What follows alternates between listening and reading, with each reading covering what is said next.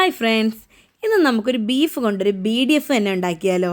എല്ലാവർക്കും ഇഷ്ടപ്പെടുന്ന ഒരു ഐറ്റമാണല്ലേ BDF.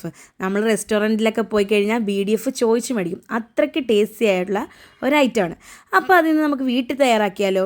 അതെങ്ങനെയാണെന്ന് നോക്കാം. അതിനായിട്ട് ഞാനിവിടെ 1 കിലോ ബീഫാണ് എടുത്തിരിക്കുന്നത്. നീളമുള്ള പീസായിട്ടാണ്, ചെറിയ ചെറിയ പീസായിട്ട് എടുക്കരുത്. അതിലേക്ക് മഞ്ഞൾ പൊടിയും മുളക് പൊടിയും ഉപ്പും കുരുമുളക് പൊടിയും കൂടി ഇട്ട് നല്ല രീതിയിലൊന്ന് മാരിനേറ്റ് ചെയ്ത് കൊടുത്തിട്ട് വേവിച്ചെടുക്കാം. ഇതിലേക്ക് ബീഫിനെക്കാട്ടി മുന്തി നിൽക്കുന്ന രീതിയിൽ വെള്ളവും കൂടെ ഒഴിച്ച് വെച്ചിട്ട് നമുക്ക് അടച്ച് വെച്ച് വേവിച്ചെടുക്കാം. ഓരോ കുക്കറിന് ഓരോ ഇതാണ്.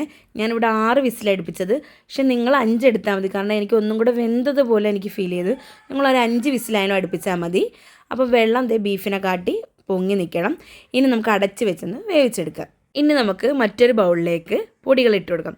ആദ്യം തന്നെ ഗരം മസാലപ്പൊടി, കുരുമുളക് പൊടി, പെരിഞ്ചീരകപ്പൊടി, മഞ്ഞൾ പൊടി, ബീഫ് മസാലപ്പൊടി, മുളക് പൊടി, കോൺഫ്ലവർ പൊടി, പിന്നെ ലേശം വിനാഗിരിയും കൂടെ ഒഴിച്ചിട്ടുണ്ട്. പിന്നെ ഇതിൻ്റെ അകത്ത് മസ്റ്റായിട്ട് ഇറക്കാനുള്ളത് നമ്മൾ വേവിച്ച് വെച്ചിരുന്ന ബീഫിൻ്റെ സ്റ്റോക്കും കൂടെ ഇച്ചിരി ഒഴിച്ചു കൊടുക്കണം. കുറച്ച് ഒഴിച്ചു കൊടുത്താൽ മതി. പിന്നെ ഞാൻ ചേർത്ത് കസ്തൂരി മേത്തിയാണ്. ഇതുണ്ടെങ്കിൽ ചേർത്താൽ മതി, ഇല്ലെങ്കിൽ കുഴപ്പമില്ല. ഇനി ഇതെല്ലാം കൂടെ നന്നായി ഒന്ന് മിക്സ് ചെയ്യണം. അപ്പോൾ ഇത് ഇച്ചിരി കൂടെ ഡ്രൈ ആയിരിക്കുന്ന പോലെ ഫീൽ ചെയ്ത്, അപ്പോൾ ഞാൻ കുറച്ചും കൂടെ ബീഫിൻ്റെ സ്റ്റോക്കും കൂടെ ഒഴിച്ച് കുറച്ച് ഉപ്പും കൂടെ ചേർത്ത് നന്നായി ഒന്ന് മിക്സ് ചെയ്തെടുത്തിട്ടുണ്ട്. ഇത് ഈ ഒരു പരുവത്തിലാണ്, എന്നാലേ നമ്മൾ വേവിച്ച് വെച്ച ബീഫ് ഇതിലോട്ട് ഇട്ട് കഴിയുമ്പം നന്നായിട്ട് പിടിക്കത്തുള്ളൂ, ഇല്ലെങ്കിൽ എല്ലാം കൂടെ ഡ്രൈ ആയിട്ടിരിക്കും. അപ്പോൾ ഇത് ഈ ഒരു പരുവത്തിൽ വേണം. ഇനി നമുക്ക് ബീഫ് ചെറിയ ചെറിയ പീസായിട്ട്, നീളത്തിലെ പീസായിട്ട് അരിഞ്ഞെടുക്കാം. അതിനായിട്ട് ഇത് വേവിച്ച് വെച്ച ബീഫ് ഓരോന്നെടുത്ത് ഈ ഒരു വലുപ്പത്തിൽ നീളത്തിൽ ചെറിയ ചെറിയ പീസായിട്ട് നമുക്ക് മുറിച്ചെടുക്കാം. ഇനി മുറിച്ച് വെച്ച ബീഫിൻ്റെ പീസെല്ലാം നമ്മൾ നേരത്തെ പുരട്ടി വെച്ചിരിക്കുന്ന അരപ്പിലേക്ക് എല്ലാം കൂടി ഇട്ട് കൊടുത്തിട്ട് നന്നായി ഒന്ന് മിക്സ് ചെയ്ത് കൊടുക്കുക. അപ്പോൾ ഞാൻ നേരത്തെ പറഞ്ഞ പോലെ നിങ്ങൾ ചെയ്യുമ്പോൾ ഒരു 5 വിസിൽ അടുപ്പിച്ചാൽ മതി. എനിക്കിത് ഓവർ കുക്കായി, കാരണം നമ്മൾ ബീഫ് മുറിച്ചപ്പോൾ പൊടിഞ്ഞു പോകുന്ന പോലെ ഫീൽ ചെയ്ത്. അങ്ങനെ പൊടിഞ്ഞു പോകാൻ പാടില്ല, ഇച്ചിരി കട്ടിക്ക് തന്നെ ഇരിക്കണം. എനിക്കത് ഫീൽ ചെയ്ത് പൊടിഞ്ഞു പോകുന്ന പോലെ. അതുകൊണ്ട് നിങ്ങളൊരു 5 വിസിൽ അല്ലെങ്കിൽ 4 വിസിൽ അടുപ്പിച്ചാൽ മതി, കാരണം ഇനി പൊരിക്കാനുള്ളല്ലേ. ഇത് ഓവർ കുക്കിംഗ് ആയതുപോലെ ആയി. ഇപ്പോൾ പൊടിയാത്ത രീതിയിൽ നല്ല രീതി ബീഫ് നമ്മുടെ ആ അരപ്പും കൂടെ നന്നായിട്ട് മാരിനേറ്റ് ചെയ്ത് വെക്കാം.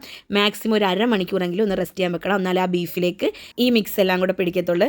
അപ്പോഴാണ് നമ്മൾ പൊരിക്കുമ്പോൾ പ്രത്യേക ടേസ്റ്റ് ഉണ്ട്. ഇല്ലെങ്കിൽ അരപ്പ് വേറെ ബീഫ് വേറെ ആയിപ്പോവും.